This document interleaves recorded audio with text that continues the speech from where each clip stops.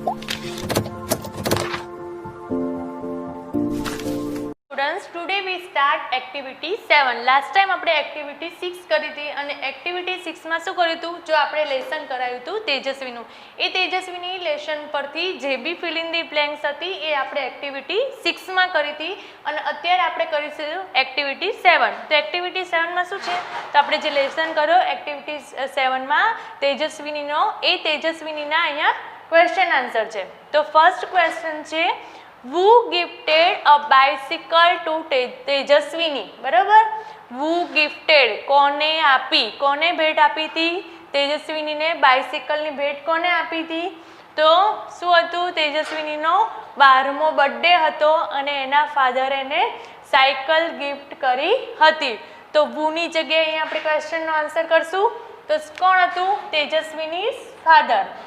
તો આન્સરમાં તેજસ્વીની ફાધર, વુની જગ્યાએ ખાલી આન્સર, બાકીનું જે પણ હશે જેમ છે એમ જ લખી દે. એટલે તેજસ્વીની ફાધર ગિફ્ટેડ અ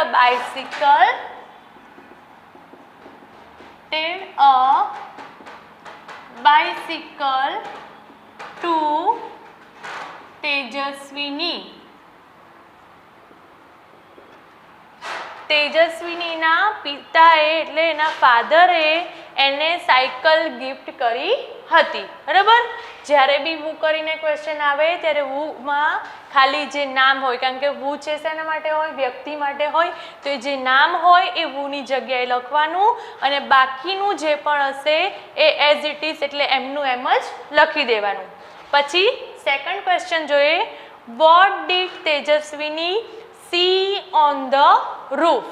Roof means છાપરું. બરાબર, તો તેજસ્વીનીએ છાપરા ઉપર શું જોયું હતું? did means જોયું.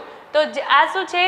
ભૂતકાળ બતાવે છે. એટલે જ્યારે પણ did આવે ક્વેશ્ચનમાં ત્યારે શું કરવાનું? તો આન્સર આપો ત્યારે જે આપેલા ક્વેશ્ચનમાં જે ક્રિયાપદ હોય એ ક્રિયાપદનું અહીંયા ભૂતકાળનું રૂપ મૂકવાનું અને did નહીં મૂકવાનું.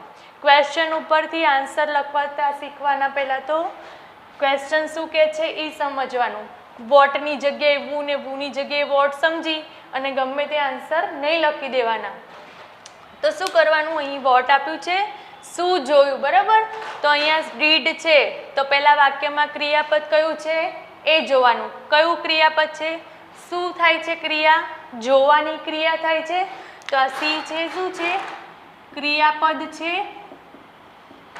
તમને પેરેગ્રાફ આપેલો હશે, પેરેગ્રાફમાંથી શોધીને આન્સર લખવાના હશે તો પણ તમને આવી રીતે ખબર પડવી જોઈએ, કેમ કે તમને જે અહીંયા આન્સર આપેલો છે, જે ક્વેશ્ચન આપેલો છે એ ક્વેશ્ચનનો આન્સર બેઠો પેરેગ્રાફમાં નહીં આપેલો હોય. એટલે અહીંયા તમારે જે ફેરફાર છે એ તો તમારે ફેરફાર કરવા પડશે. એટલે અહીંયા જે ડીડ આપેલું હશે તો અહીંયા જે ક્રિયાપદ હશે એનું ભૂતકાળનું રૂપ લખી અહીંયાથી જે ફેરફાર કરી પછી જે આન્સર હશે એ તમારે પેરેગ્રાફમાંથી લખવાનું રહેશે. એટલે what did Tejaswini C on the roof? તો શું આવશે પહેલાં? તેજસ્વીની, જે કરતા છે એ. તો તેજસ્વીની સીનું થશે સો. કેમ? ડીડ આવ્યું એટલા માટે. જ્યારે પણ ડીડ હશે તો અહીંયા ક્રિયાપદ હશે એનું ભૂતકાળનું રૂપ મૂકવાનું અને જો અહીંયા ડુ હશે તો ક્રિયાપદ જે હશે એનું મૂળ રૂપ મૂકવાનું અને જો ડઝ આપેલું હશે તો ક્રિયાપદની પાછળ એસ કે ઈએસ લગાડવાનું. જ્યારે પણ ડુ કે ડઝ આવશે ત્યારે હું તમને પાછું આગળ કહીશ. એટલે અત્યારે ડીડ હશે તો શું મૂકવાનું? ક્રિયાપદનું ભૂતકાળનું રૂપ. તો તેજસ્વીની સો, પછી શું જોયું એ લખવાનું. તો તેજસ્વીની સો મેની લીવ્સ, શું જોયા તેને? છાપરા ઉપર પાંદડાઓ જોયા હતા કેટલા બધા? તો Tejaswini saw many leaves on the roof. શેના ઉપર જોયા હતા? છાપરા ઉપર. જ્યારે પણ આન્સર લખો તો સિક્વન્સ મેન્ટેન રાખવાની, કેમ કે ક્યારેક એવું થાય કે તમે આડાવડું લખી નાખો તો તમે જે કહેવા માંગતા હોય એ ના આવે અને વાક્યનો મિનિંગ છે એ ચેન્જ થઈ જાય. એટલે Tejaswini saw many leaves on the roof શેના ઉપર તો on the roof Tejaswini saw many leaves on the roof ક્યાં જોયા હતા તો છાપરા ઉપર ઘણા બધા પાંદડા જોયા હતા ઓન ધ રૂફ પછીનો ક્વેશ્ચન છે describe Tejaswini's bicycle into 2 sentences means વર્ણવવાનું શું કરવાનું તેજસ્વીનીની જે બાઇસિકલ હતી એને 2 વાક્યમાં એનું વર્ણન કરવાનું છે જ્યારે પણ ડિસ્ક્રાઇબ આવે ત્યારે પાછળ ક્વેશ્ચન માર્ક ન આવે એટલે જ્યારે બી લખો તો પણ ધ્યાન રાખવાનું કે જ્યારે ક્વેશ્ચન પૂછેલા હોય વુ વર્ડ કે સહાયકારક ક્રિયાપદ વડે ત્યારે જ પાછળ ક્વેશ્ચન માર્ક આવે ડિસ્ક્રાઇબ વર્ણન કરવાનું કીધું છે તો ખબર ના હોય તો ઘણીવાર શું કરી નાખો બુકમાં લખો તો અહીંયા ક્વેશ્ચન માર્ક કરી નાખો ત્યાં ક્વેશ્ચન માર્ક નહીં આવે તો આનો આન્સર આપણે કરીશું તેજસ્વીની બાઇસિકલનું 2 વાક્યમાં વર્ણન કરવાનું છે તો આપણે જોયું હતું તેજસ્વીની બાઇસિકલ કેવી હતી તો પહેલા તો તેજસ્વીની બાઇસિકલ કેવા કલરની હતી તો Tejaswini bicycle blue in colour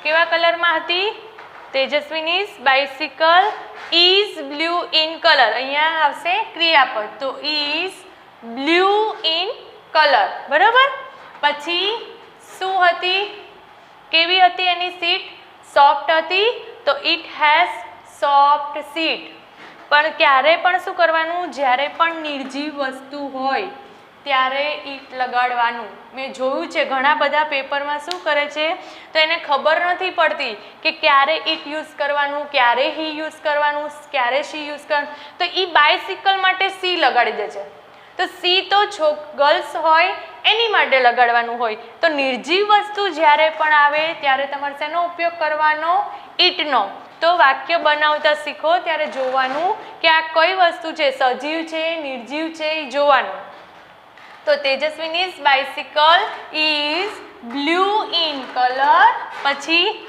ઈટ નિર્જીવ વસ્તુ છે એટલે આપણે યુઝ કરશું ઈટ ઇટ હેઝ તેની પાસે છે ની પાસે હોય એટલે આપણે શું કરવાનું has it has a soft seat શું હતું એમાં સોફ્ટ સીટ હતી એક એવી મુલાયમ સીટ હતી પછી બીજું શું હતું ઇટ હેઝ અ રેડ બેલ આગળ રેડ બેલ હતો રેડ બેલ બરાબર સોફ્ટ સીટ રેડ બેલ અને બીજું શું હતું એન્ડ રિયર વ્યૂ મિરર શું હતું એક તો બ્લુ કલરની સાયકલ હતી સોફ્ટ સીટ હતી પછી રેડ બેલ હતો અને રિયર વ્યૂ મિરર આટલું છે આપણે તેજસ્વીની સાયકલનું વર્ણન કર્યું હવે શું છે 4 નંબરનો question write 2 sentences about your dream dream means સપનું 2 વાક્યો લખવાના શેના વિશે અબાઉટ મીન્સ વિશે તમારા સપના વિશે બરાબર તો અહીંયા તમે તેજસ્વીનીને સપનું જે આવ્યું હતું એના વિશે વાત કરી પણ આ ક્વેશ્ચનના આન્સરમાં શું લખવાનું તમને શું સપનું આવ્યું એ તમારે અહીંયા લખવાનું છે તો આ ક્વેશ્ચનનો આન્સર તમારે આપવાનો છે એટલે હોમવર્કમાં શું લખવાનું તમને શું સપનું આવ્યું એ અહીં લખવાનું છે એટલે આ 3 ક્વેશ્ચનના આન્સર લખવાના અને 4થા નંબરના ક્વેશ્ચનનો આન્સર તમારે મને આપવાનો છે એટલે અહીં તમને જે સપનું આવ્યું હોય એ મને લખીને બતાવવાનું છે હવે આપણે એક્ટિવિટી 8 કરીશું એક્ટિવિટી 8માં શું છે તમે જો અહીંયા ક્લાસમાં હોય તો તમને આવી રીતે ગેમ રમાડવામાં આવે કે એક વિદ્યાર્થીને ક્લાસની બહાર મોકલવામાં આવે અને બીજા વિદ્યાર્થીઓને ક્લાસની અંદર રાખવામાં આવે તો હવે એવું થાય કે ક્લાસમાં બેઠેલા અલગ અલગ વિદ્યાર્થીઓ કોઈક બધા સેમ પ્રવૃત્તિ તો ના કરતા હોય બરાબર કોઈક હાથ ઊંચો રાખીને બેઠું હોય કોઈક લખતું હોય કોઈક ગીત ગાતું હોય કોઈક બીજાને હેરાન કરતું હોય એટલે કંઈક ને કંઈક કરતું હોય તો અંદર બેઠેલા જે વિદ્યાર્થીઓનું છે નિરીક્ષણ છે એ બહાર ઊભેલા વિદ્યાર્થીને કરવાનું. એટલે અંદર જે વિદ્યાર્થી છે એ શું કરે છે એ બહાર ઊભેલો વિદ્યાર્થીએ જોશે. અને બીજો એક છે ક્વેશ્ચન પૂછશે કે શું તે લખી રહ્યો છે, શું તે ગીત ગાઈ રહ્યો છે, શું તે તાળી પાડી રહ્યો છે, બરાબર. તો એમાં જે નિરીક્ષણ વિદ્યાર્થી કરે છે એ નિરીક્ષણ કરતો વિદ્યાર્થી છે એ જવાબ આપશે કે હા તે કરે છે અથવા તે નથી કરતો. તો શું કરવાનું, અત્યારે તો તમે ક્લાસમાં તો આવતા છો નહીં, એટલે શું કરવાનું, તમે આ તમારા ફ્રેન્ડ સાથે આ રમત છે એ રમી શકો. એટલે તમારે કોઈ એક રૂમમાં 2 ફ્રેન્ડ્સ કે કોઈ 3 ફ્રેન્ડ્સ, બરાબર, તો અંદર રૂમમાં 1-2 ફ્રેન્ડ્સને બેસાડવાની અને બહાર એક ફ્રેન્ડને રાખવાની. તો અંદર શું કરે છે એ બહાર કોઈ એકને જોવા રાખવાનું અને આવી રીતે તમારે ક્વેશ્ચન છે એ પૂછવાના. શા માટે આવી રીતે પ્રવૃત્તિ કરવાની કે તમને વાક્ય બનાવતા આવડે અને ઇંગ્લિશમાં તમારું શું થાય, થોડુંક સુધરે, એટલે તમે બોલી શકો ઇંગ્લિશમાં, વાક્ય બનાવી શકો. એટલે આ પ્રવૃત્તિ એના માટે છે કે તમે શું ગુજરાતીમાં તો તમે ફટાફટ બોલી શકશો, પણ એ જ ગુજરાતીનું વાક્ય છે તમે ઇંગ્લિશમાં એનું રૂપાંતર કરી શકો, બરાબર. તો શું કે બહાર ઊભેલો વિદ્યાર્થીને બીજો કોઈ વિદ્યાર્થી છે એ ક્વેશ્ચન પૂછશે. તો કેવા ક્વેશ્ચન પૂછશે, તો ડીડ હી ડાન્સ, શું તે ડાન્સ કરે છે, કરતો હતો, ડીડ છે એટલે ક્રિયા છે એ પતી ગઈ છે. ડીડ હી ડાન્સ, શું તે ડાન્સ કરતો હતો, નો હી ડીડન્ટ. તો બીજો ક્વેશ્ચન છે જે નિરીક્ષણ કરતો વિદ્યાર્થી છે એ જવાબ આપશે નો હી ડીડન્ટ, ના તે કરતો નહોતો. ડીડ હી જમ્પ, શું તે કૂદકા મારતો હતો, યસ હી ડીડ. હા, ઘણા એવા હોય કે સીધા બેસે જ નહીં, ક્લાસમાં બેઠા બેઠા ઉછળતા જ હોય, એટલે શું હોય કે હા તે કરતો હતો. તો આવી જ રીતે જે ક્વેશ્ચન છે એ ક્વેશ્ચન તમારે બનાવવાના. આવી રીતે પ્રવૃત્તિ ના કરો તો પણ તમે તમારી જાતે ક્વેશ્ચન બનાવીને આ પ્રવૃત્તિ છે એ કરી શકો છો. તો પછીના ક્વેશ્ચન શું છે, did he clap his hand, શું તેના હાથે તે તાળી પાડતો હતો, બરાબર. જો પાડતો હોય તો શું કરવાનું અહીંયા તમારે, યસ અથવા તો નો. તો ધારો કે તે તાળી પાડતો હતો તો આપણે અહીંયા શું લખવાનું, યસ હી ડીડ. જો અહીં નોમાં આન્સર હોય તો નો લખવાનું અને પછી તે નથી કરતો તો તે શું કરતો હતો તે તમારે અહીં કહેવાનું. જો ધારો કે બીજો ક્વેશ્ચન છે, did she draw a picture, તો ધારો કે તેણી પિક્ચર દોરી રહી નથી. આપણે એવું વિચારે, અહીંયા આપણને સવાલ શું પૂછ્યું છે કે તેણી પિક્ચર ડ્રો કરતી હતી.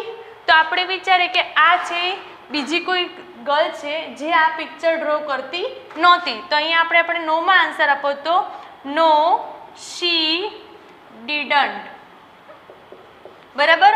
પહેલા શું મૂકવાનું, નો, પછી કરતા, અને અહીંયા જે પણ સહાયકારક ક્રિયાપદ હોય એનું નોટ વાળું રૂપ, એટલે ડીડ નોટનું શું થશે, didn't. No she didn't, do હોય તો ડોન્ટ, પછી ડઝ હોય તો ડઝન્ટ. એવી રીતે નકાર વાક્ય છે તમને બનાવવાના આગળ આવશે. તો પહેલાં નકાર વાક્ય બનાવવા માટે નો, કરતા જે હોય એ, અને ડુ ડઝ ડીડ જે પણ આપેલું હોય એ પ્લસ નોટ. અહીંયા એમ ઇઝ આપેલું હોય, વોઝવેર આપેલું હોય તો પણ અહીંયા is not, are not, was not, were not, એવી રીતે અહીંયા તમારે નોટ વડે વાક્ય બનાવવાનું, બરાબર. તો જો તે પિક્ચર્સ ડ્રો નથી કરતી, ચિત્ર દોરતી નથી, તો તે શું કરે છે, તો અહીં આપણે લખીએ she sings a song. She sings a song. જો તમારે આન્સર આપવો હોય તો આપી શકો કે તેણી પિક્ચર દોરતી નથી, પણ તે શું કરે છે, શી સિંગ્સ અ સોંગ. હવે આ વાક્ય તમે બીજા બધા કાળમાં પણ લખી શકો. અહીંયા મેં કયા કાળમાં વાક્ય લખ્યું છે, સાદા વર્તમાન કાળમાં. ત્રીજો પુરુષ એકવચન છે, એસ કે એસ ક્રિયાપદને લાગે, બરાબર. હવે તમારે કરતી હતી એમ કહેવું હોય તો શું લખવાનું, શી sang a song. તો શું આવશે અહીંયા, શી sang a song. તે ગીત ગાતી હતી, તે ચિત્ર નહોતી દોરતી પરંતુ તે ગીત ગાતી હતી. એટલે આવી રીતે આની સિવાયની તમે પ્રેક્ટિસ કરવી હોય તો તમે જે જવાબ છે એને 3 કાર્ડમાં બનાવી અને 3 કાર્ડની પ્રેક્ટિસ પણ કરી શકો. એટલે અહીંયા તો આન્સર કયો આવે? C sang a song. તે શું કરતી હતી? ચિત્ર દોરતી નહોતી, પરંતુ તે ગીત ગાતી હતી. પછી આની ઉપરથી આપણે બીજા ક્વેશ્ચન બનાવીએ. જો did he clap his hands, આપણે એવી રીતે કીધું. હવે એમ પણ કરી શકીએ, did she raise her hands. Did she raise her hand. શું મિનિંગ થઈ? રેઝ મીન્સ ઊંચો કરો. શું તેણી તેનો હાથ ઊંચો કરતી હતી? બરાબર. ટીચર હોય અંદર તો ક્વેશ્ચન પૂછે તો આન્સર આપવા માટે હાથ ઊંચો કરે. તો એવું બી બની શકે કે અંદર ટીચર હોય અને એ આન્સર આપવા માટે કે કંઈ બી કરવા માટે કે કહેવા માટે પૂછવા માટે એનો હાથ ઊંચો કરીને બેઠી હોય. તો did she raise her hand. જો યસમાં આન્સર આપવો હોય તો યસમાં અને નોમાં, કેમ કે આ તમારા ઉપર ડિપેન્ડ છે કે તમે શું ઓબ્ઝર્વ કર્યું અને તમે શું વિચાર્યું એ તમારે અહીંયા લખવાનું. તો યસ શી ડીડ. બરાબર. જો યસ હોય તો ખાલી લખવાનું યસ શી ડીડ, અને જો અહીંયા નો હશે તો જ અહીંયા નોટ વાળું રૂપ લખવાનું. એવી જ રીતે આ પ્રવૃત્તિમાં તમે બીજા અલગ અલગ ક્વેશ્ચન બનાવીને તમે છે બીજા ક્વેશ્ચન છે લખી શકો. તો એક્ટિવિટી 8માં આના પરથી મેં 3 ક્વેશ્ચન બનાવ્યા છે. બીજા તમે નવા 2 ક્વેશ્ચન, એટલે અલગ બીજા 2 ક્વેશ્ચન બનાવી અને હોમવર્કમાં તમારે લખવાના.